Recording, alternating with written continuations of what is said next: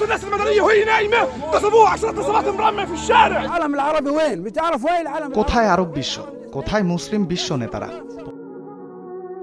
বর্বরতা, নিষ্ঠুরতা, নিপীড়ন, নির্যাতন সবকিছুকে যেন ছাড়িয়ে গেল ফিলিস্তিনের অসহায় গাজাবাসী। গাজার প্রতি ইসরায়েলি আগ্রাসনের হৃদয় বিদারক দৃশ্যায়নটি নির্বাক নিস্তব্ধ করেছে গোটা বিশ্ববাসীকে। বোমার আঘাতে শুধু থাকার মতো বাসস্থানই লণ্ডভণ্ড হয়নি, ছিন্ন বিচ্ছিন্ন হয়ে আকাশে উঠছে মানব দেহ। পৃথিবীর মানচিত্র থেকে গাজা মুছে যাওয়া এখন শুধুমাত্র খানিকটা সময়ের ব্যাপার। কিন্তু সবচেয়ে দুঃখের বিষয় হলো হৃদয় বিদারক এই ঘটনাটি শুধু তাকিয়ে তাকিয়ে দেখল মুসলিম বিশ্ব। তেমন কোনো উল্লেখযোগ্য প্রতিরোধ এখন পর্যন্ত ইহুদিদের বিরুদ্ধে গড়তে পারেনি আরব বিশ্ব।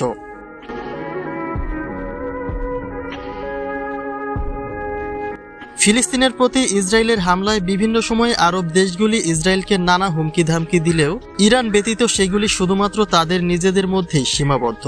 ইহুদিদের বিরুদ্ধে তেমন কোনো প্রতিরোধ গড়ে তোলার মতো পদক্ষেপ নেয়নি মিশর, সৌদি আরব, তুরস্কের মতো শক্তিধর প্রতিবেশী দেশগুলি। বলা যায় ফিলিস্তিনিদের লাশের উপর দিয়ে চলছে বিশ্ব রাজনীতি। নির্বাচনে জয়ী হবার আগে ডোনাল্ড ট্রাম্প যুদ্ধবিরতির প্রতিশ্রুতি দিলেও ক্ষমতার চেয়ারে বসতেই যেন উল্টো পথেই হাঁটলেন। গাজায় ইসরায়েলি আগ্রাসন বাড়ানোর ঘোষণা দিয়ে কেড়ে নিলেন অসংখ্য বেসামরিক সাধারণ মানুষের প্রাণ। ইসরায়েলি আগ্রাসনে গাজায় সর্বশেষ 18 মাসে প্রাণ হারিয়েছে 50,000-এরও বেশি বেসামরিক সাধারণ মানুষ, যার মাঝে 17,000-ই রয়েছে শিশু। নিজেদের প্রাণ বাঁচাতে মানুষ ঘর ছেড়ে এদিক ওদিক ছুটলেও নিরাপদ বলতে আর কোনো জায়গায় অবশিষ্ট নেই গাজায়। গাজা শহর যেন এক মৃত্যুপুরীতে পরিণত করেছে ইহুদিবাদী ইসরায়েল। তবে তার সর্বশেষ এই নজিরবিহীন হামলায় বিশ্বের বুকে নিজেদের রক্ত দিয়ে যেন এক বিরল ইতিহাস গড়ে গেল অসহায় গাজাবাসী। গাজাবাসীরা বুঝে গেছেন তাদেরকে বাঁচাতে তাদের পাশে কেউ দাঁড়াবে না। তারা 2 হাত তুলে প্রাণ ভিক্ষা চাইছিল মুসলিম বিশ্বের কাছে, কিন্তু কোনো কিছুতেই যেন হৃদয় গলেনি আরব বিশ্বের। হেসে খেলেই অসহায় ফিলিস্তিনিদের প্রাণ কেড়ে নিচ্ছে ইসরায়েলিরা, অথচ তার নেই কোনো প্রতিরোধ।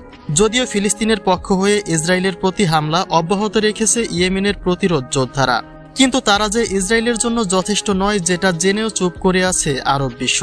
বলা যায় যা গোটা মুসলিম জাতির জন্যই লজ্জাজনক। হাদিসে বর্ণিত রয়েছে, ক্ষমতা থাকা সত্ত্বেও জুলুমকারীদের প্রতি যারা প্রতিরোধ গড়ে তুলবে না, জিহাদ করবে না, তারা মুসলিম বলেই গণ্য হবে না। গাজাবাসীর প্রতি ইহুদিদের এই বর্বরতায় জিহাদের আঙুল না তুলতে পারলে সেটা হবে নিশ্চয়ই অন্যায়কে সমর্থন করা। তাই ফিলিস্তিনিরা ধিক্কার জানালো সেই সকল মুসলিম বিশ্ব নেতাদের প্রতি যাদের ক্ষমতা থাকা সত্ত্বেও তারা অসহায় গাজাবাসীর জন্য কিছু করতে পারল না।